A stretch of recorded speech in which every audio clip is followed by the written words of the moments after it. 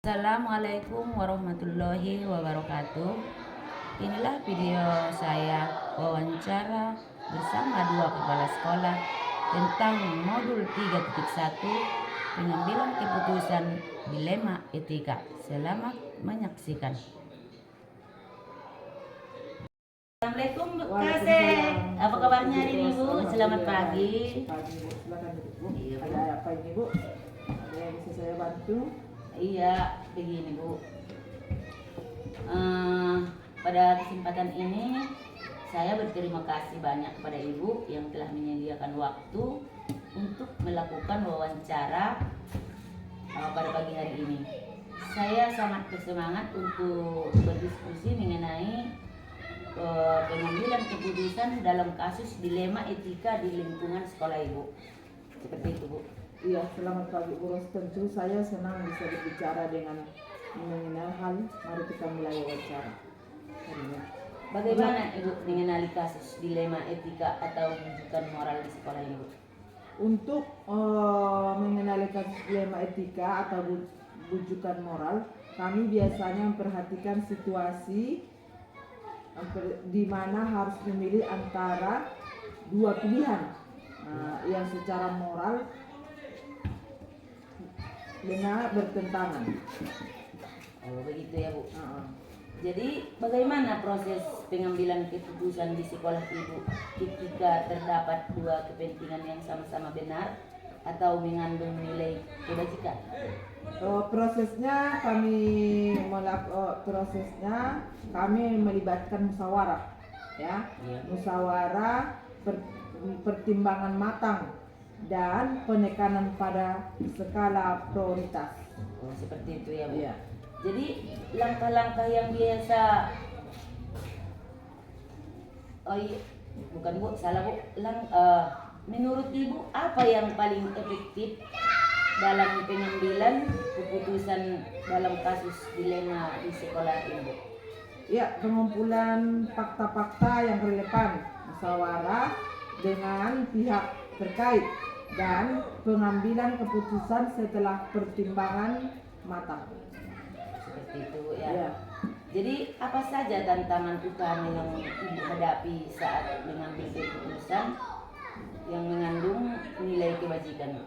Tantangan utama yang kami hadapi adalah ketika harus memprioritaskan keputusan di antara kepentingan yang sama-sama benar atau mengandung nilai kebajikan. Baik Bu. Apakah Ibu memiliki jadwal khusus atau tatkala dalam penyelesaian kasus dilema ini Bu? Kami tidak memiliki jadwal khusus, tapi namun penyelesaian kasus dilema etika disesuaikan dengan tingkat kesulitan dan kepentingannya. Begitu ya baik Bu.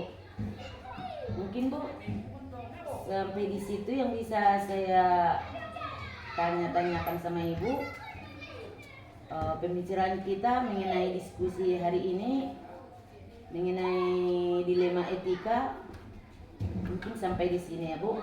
Ya, silakan Bu. Sekarang kita merefleksikan hasil diskusi kita hari ini Bu mengenai dilema etika ini. Terima kasih juga kepada Ibu Rosmawati CGP. Saya memprioritasi waktumu untuk berbagi pengalaman dan pandangan Anda dan pandangan kamu. Semoga kita dapat terus berkolaborasi untuk meningkatkan proses pengambilan keputusan di sekolah ini ya Bu ya. Mudah-mudahan Ibu ini wawancara kita bermanfaat bagi Ibu. Iya baik Bu, baik Bu. Baik Bu, sekali lagi saya ucapkan terima kasih atas waktunya tadi Bu. Bu Kasek, mana tahu ada tadi kata-kata saya yang salah. Saya minta maaf duluan. Saya akhiri. Assalamualaikum warahmatullahi wabarakatuh. Waalaikumsalam warahmatullahi wabarakatuh. Saya mohon pamit Bu. Ya, Terima kasih. Bermanfaat. Assalamualaikum wabarakatuh Bu. Selamat pagi. Waalaikumsalam, selamat pagi Bu. Iya Bu. Silakan duduk Bu. Ada yang dapat saya bantu Bu? Baiklah Ibu Kasek, kita fokus saja ya Bu. Kita fokus hari ini adalah tentang pengalaman pengambilan keputusan dilema etik dalam lingkungan sekolah, Bu. Sebagai kepala sekolah, Ibu yang berpengalaman, saya ingin tahu bagaimana Ibu menangani situasi dilema etika yang Ibu ketahui. Mohon izin saya mulai pertanyaan yang pertama ya, Bu. Nah, yang pertama, Bu, bagaimana Ibu mengenali kasus dilema etika atau bujukan moral di sekolah Ibu? Ada beberapa hal karena yang bisa membantu kita mengenali dilema etika.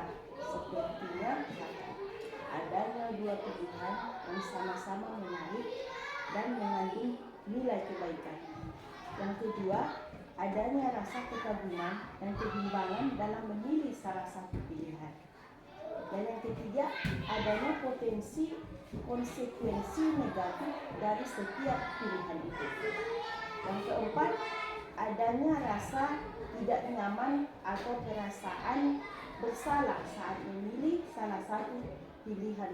Contohnya ya Bu, ketika seorang siswa berprestasi ingin mewakili sekolah dalam dua lomba yang diadakan pada waktu yang sama, itu Bu. Oh, begitu ya, Bu.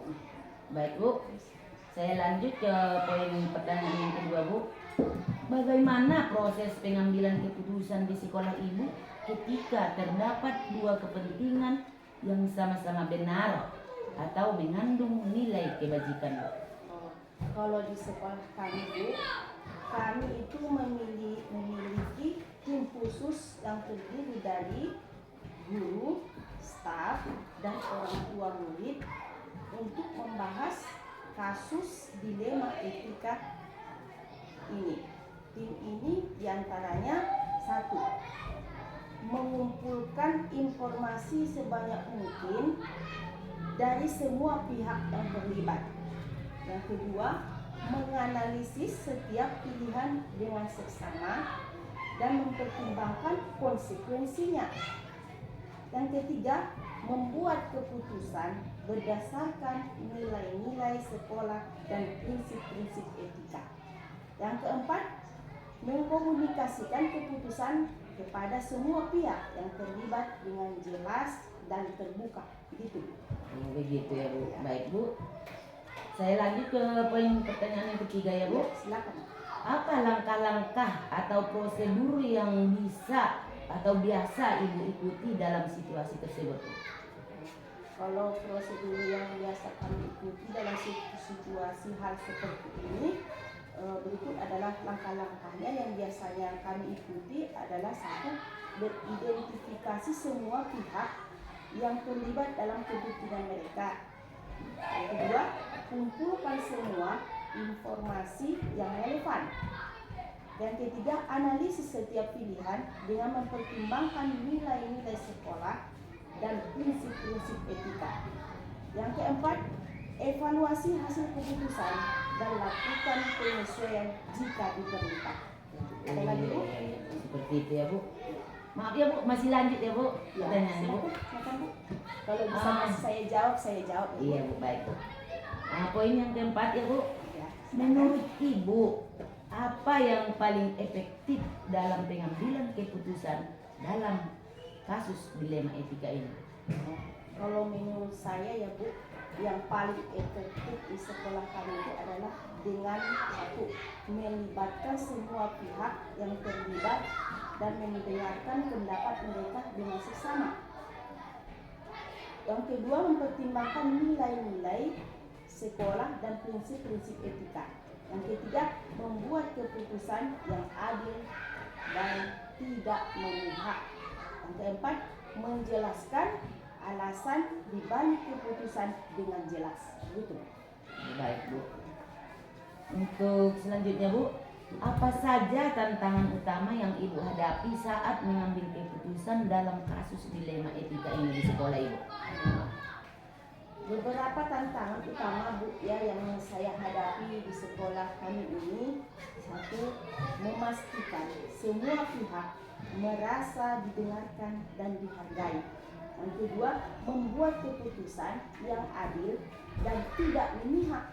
Dan yang ketiga, menjaga kerahasiaan informasi sensitif. Ibu. Yang keempat, Bu, adalah Bu, menangani emosi yang kuat dari pihak yang terlibat. Oke Bu, ada lagi pertanyaannya ya Bu. Maaf ini pertanyaannya banyak ya Bu ya. Iya, ya nggak apa-apa, Bu. Apakah Ibu memiliki jadwal khusus atau tatkala dalam menyelesaikan kasus dilema etika ini di sekolah Ibu? Kalau di sekolah kami dulu, kami tidak memiliki jadwal yang khusus, tetapi kami berusaha untuk menyelesaikan kasus dilema etika secepat mungkin. Biasanya kami akan menyelesaikan kasus seperti ini dalam waktu 1 sampai 2 minggu. Oh, begitu ya Bu ya.